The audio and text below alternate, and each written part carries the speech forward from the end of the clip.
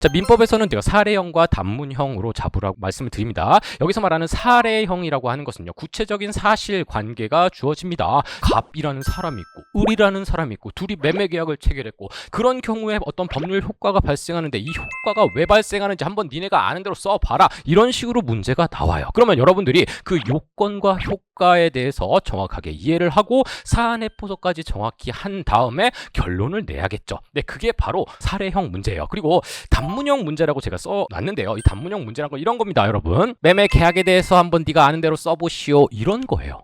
그쵸? 그래서 민법은요, 네 문제 전부 다가 사례형 문제로 출제가 됩니다. 그런데 최근 들어서요, 단문형 문제도 출제가 되는 경향이 있어요. 그럼 읽어봐 드릴게요. 건물의 소유 목적으로 한 토지 임차인의 지상물 매수 청구권에 대해서 설명하시오. 자, 이렇게 단문형 문제가 아예 안 나오는 것은 아니다. 하지만 기본적으로 우리 민법은 사례형 위주로 공부를 하셔야 된다. 자, 그러면 이걸 논리적으로 최대한 서술을 하셔야 됩니다. 자, 우리가 어떤 논리적인 사고를 한다라는 것에 대해서 순서를 한번 말씀을 드려볼게요. 자, 어떠한 사실을 어떤 사람이 발견을 했어요. 책받침으로 머리를 막 비두쳐요. 그런 다음에 딱 이렇게 띄워봤어요. 그때 머리가 따라서 올라오네. 그런 어떤 사실이 있었어요. 그러면 그 사실을 딱 발견하고 나서 우리 인간이란 존재는 이걸 좀 설명하고 싶어 합니다. 어떻게든 이해를 해서 이것을 재현 가능성 있도록 설명하고자 해요. 이게 논리예요. 이걸 법의 세계에서는요, 법리라고 불러요. 그런 다음에 네가 알고 있는 그 논리에다 한번 적용시켜봐 라고 하는 거예요.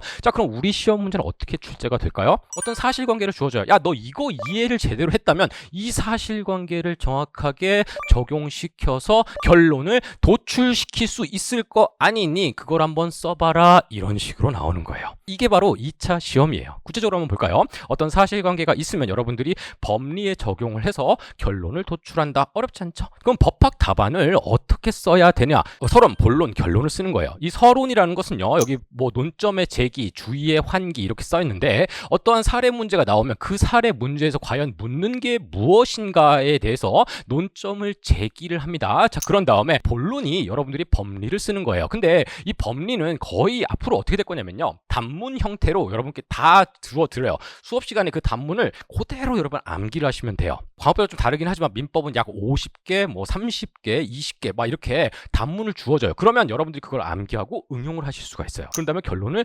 도출해 내시면 되겠습니다. 자, 그래서 이런 식의 목차를 작성을 하고 그 목차에 따라서 내용을 자동적으로 작성할 수 있게 만들어 드립니다. 2차 시험의 공부 원리라고 했으면 이해를 통한 논리를 어떻게 강의를 하느냐, 먼저 개념별로 단문 목차를 정리를 합니다. 어떠한 하나의 법리, 그 법리를 정리해 놓은 자료를 여러분께 드려요. 단거나 강의를 통해서 여러분들이 단문 목차를 정리를 해요. 그러면 이론까지 빠삭하게 되겠죠. 그 다음에 암기를 하는 거예요. 관련된 조문 판례, 생판례 문제가 가끔 나오거든요, 민법에서는. 자, 그런 식으로 개별 조문 판례까지 정리해요. 근데 인간의 머리는 한계가 있습니다. 이걸 다 암기를 할 수가 없어요. 실제로 채점위원분들이 이것을 정확하게 암기해서 제대로 썼느냐를 보는 것보다는 키워드 위주로 채점을 하시거든요. 요건과 효과, 그리고 이 키워드를 암기를 하는 겁니다. 그러면 단문들을 정확하게 암기를 하실 수가 있어요. 너무 겁먹지 마세요. 응용이라고 되어 있는 게 이제 사례를 연습을 하는 거예요. 여러분들이 실제로 종이를 꺼내서 한번 써보시는 거예요. 자, 보시면요,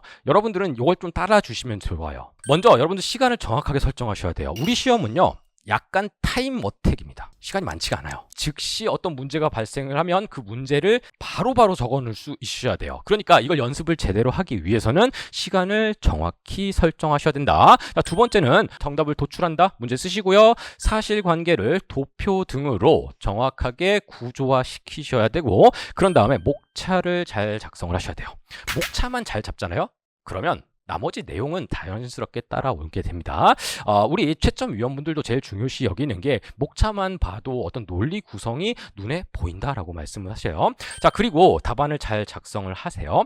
이거는 구체적인 거니까 뭐 끝이라고 작성하고 이하여부이라고 작성하고, 자, 이렇게 여러분들이 작성을 했어요. 그 다음에 뭐를 하냐면 첨삭 내용을 확인하시기 전에 시간 내에 풀지 못한 답이 있을 거예요. 마무리 져주세요. 그런 다음에 교재를 참고합니다. 옆에 기본서하고 요약서를 놓고 교재를 참고를 해주세요. 아 맞다 이게 빠졌구나 요런 내용이 있었네. 여러분들 스스로 셀프 첨삭을 하시는 겁니다. 그런 다음에 나의 목차랑 교재랑 비교를 조금 하세요. 새로운 목차를 한번 구성을 해보고 교재를 참석하면서 셀프 첨삭 여러분들 빨간 펜으로 여러분의 답안에 첨삭을 해보세요. 그런 다음에 요게 요렇게 다시 써야겠구나 하는 모범 답안을 새로 쓰세요. 그런 다음에 제가 제공해드리는 모범 답안과 저의 첨삭을 그때 보시는 거예요. 그러면 여러분 실력이 갑자기 팍팍팍 느는 것을 충분히 느끼실 수가 있습니다.